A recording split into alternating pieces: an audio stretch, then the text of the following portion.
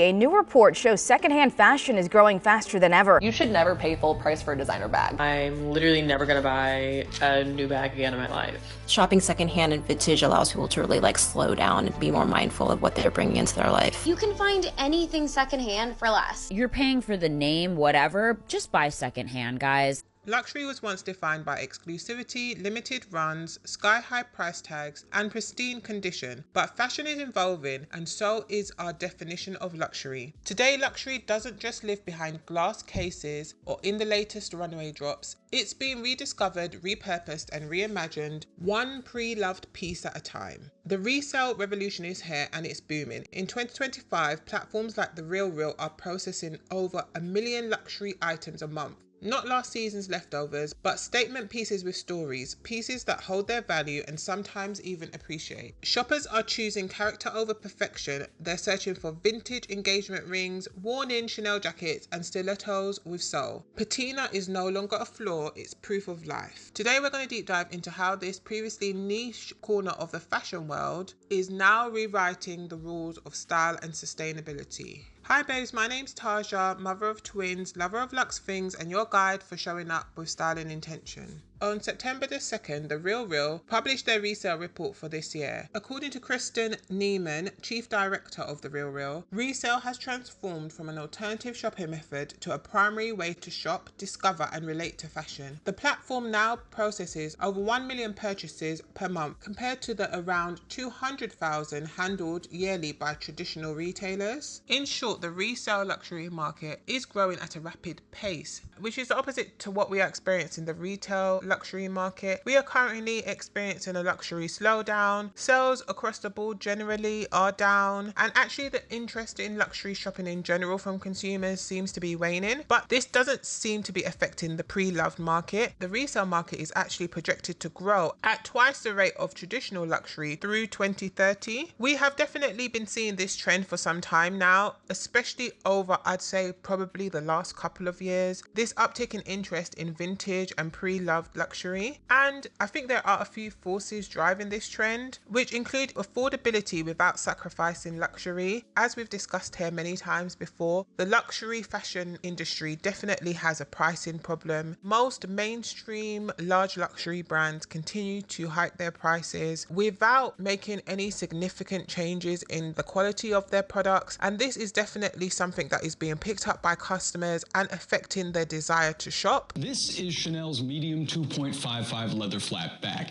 In 2019, it was priced at $5,800, but in 2025, they're selling it for $10,800. That's an 86% increase. Now, before we jump to the obvious, it's not just because of inflation. Luxury brands like Chanel, Kering, and LVMH used to have it all in the bag, raising prices annually and still seeing huge demand in sales. But in 2025, they're clutching their pearls and feeling an emptiness in their designer wallets. I really had this bag for maybe 5 months and it's already breaking. And it's interesting because I feel like I'm only having quality issues with my newer bags. Many consumers aren't as fussed about buying directly from retail. I think historically there were a few reasons why people wanted to shop in store and buy new luxury products. One of those had to do with quality, and the other was about the in-store experience, which we know many brands also seem to be struggling with too. The reviews of the quality of luxury products has been growing all over social media. You can find many creators like Tana Leverstein who are breaking down maybe what the material costs of items might be, critiquing the quality of these luxury items, especially luxury handbags. And generally, I think consumers have come to the conclusion that quality is an issue with these luxury brands, and that actually the quality of vintage usually tends to be better. They lost me here with the very heavy finish on the leather. He's so right, and I would never buy a modern Chanel, but let me show you the quality on my vintage one. Still in great condition from 1992, and just look at the sheen on this caviar. Quality back then was unmatched. They really used to make these to last. 24 karat hardware. Invest in quality. Unfortunately, at this point, the luxury houses are just not delivering. And so shopping pre-loved is often a win-win that is objectively better quality and is not as expensive. We are also seeing a slight shift in cultural values, and most consumers, especially younger consumers, are leaning towards sustainability and circular fashion and wanting to be assured that they aren't creating more waste than they have to. So leaning into pre-loved or vintage pieces allows them to feel as though they are not unnecessarily creating more product. If you're young and wanting to get into the Chanel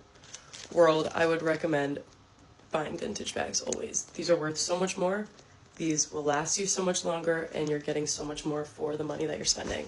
Do not buy something like this from the newer collection. And because fashion does tend to be quite cyclical, we have seen the re-emergence of 90s fashion and noughties fashion, which means that the girls are shopping pre-loved for bags that were maybe more popular 20-25 years ago and are able to get a good price and get something that's really cute. I think Coach have done a really good job at leading into this growing desire from consumers. There are people who are shopping vintage and new Coach and are really excited about it. Also, there is a desire for uniqueness and story-driven pieces, which many consumers get from vintage. And unfortunately, with retail luxury at the moment, it is all a bit lackluster. You know, there's not much creativity going on, especially from the mainstream brands. I think smaller boutique brands are doing a better job at trying to squeeze out some uniqueness or, you know, give us a bit more of something. But the mainstream luxury brands are definitely more used to regurgitating the same styles, maybe adding a bit of fur, changing the texture, changing the color, adding a logo, doing something like that, which is really disappointing actually. And I'm hoping from 2026 onwards, these luxury brands will spend a bit more time and money investing in more innovation and more creativity. So consumers are generally finding that they're able to get a better mix of uniqueness by shopping pre-loved. The real customers seem enticed by special and unique pieces. Since 2020, 31% of the real shoppers are turning to the secondhand market because there are things available there that no one else will have. It has this air of uniqueness and individuality that you really can't get new. There have also been changing attitudes about ownership and value. I genuinely think that this has a bit to do with how we are socializing nowadays as well, especially out of the pandemic. Maybe it's just me. I mean, summer has been quite busy, but generally I think we are all just not as outside as much, and so the need for owning loads and loads of luxury handbags or loads of different ready-to-wear pieces is just not really there. I don't think people are socializing at the level of intensity as they were maybe 20 years ago, and consequently I think we have seen the popularization of trends like minimalism and quiet luxury grow because people are getting more and more comfortable with having maybe one or two luxury bags that they use when they go out or use a bit often, instead of having loads of different bags in loads of different colors and loads of different styles. Consumers are definitely experiencing a bit of fast fashion burnout. Fast fashion has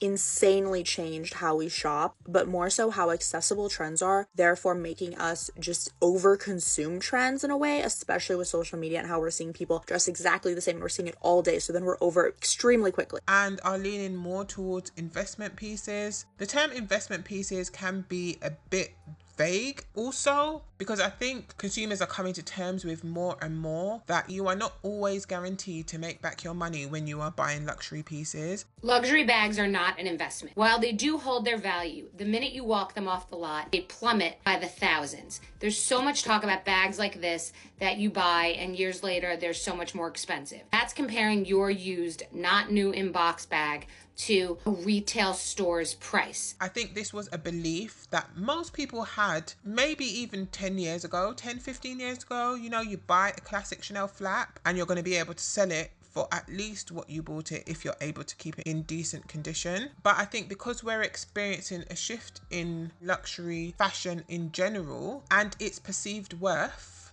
this does have a knock-on effect on how well people are able to sell, because although pre-loved luxury, you will still find creators and sellers making content or commenting that they are struggling to sell particular pieces. It's not always a guarantee, especially in this economy, that you can buy a luxury piece at retail and that you will be able to sell it. There are many people who are a bit stuck with particular pieces because they're not able to sell them. We are definitely in a buyer's market more than a seller's market. The Real Reels resale report also outlined that patina and as is items are trending. There seems to be a growing appetite for the imperfect. Fair condition items, as in those with visible wear, saw a 32% increase in sales, driven by 40% more first-time buyers. And the as is category, items with more significant wear, has experienced continuous monthly sales growth since its spring 2024 debut. And so it seems that consumers are really ultimately looking for a deal. It's not so important anymore if the product is in perfect condition. I think this is driven by pricing. If you're able to get a product maybe at a more affordable price with a bit more wear, that is a compromise that many consumers seem to be willing to make. You can always take your product to be repaired and restored, and it seems that consumers are willing to spend the time and money to do this instead of buying at original retail prices. My best thrift find after 3 weeks of secondhand shopping in Japan was this Dior bag that I scored for only $130. This bag easily goes for over $1,000 online. She's a beauty, but she definitely does have some signs of wear, so let's go get her cleaned up. This is definitely an issue that has been created by the luxury brands themselves. Their astronomical pricing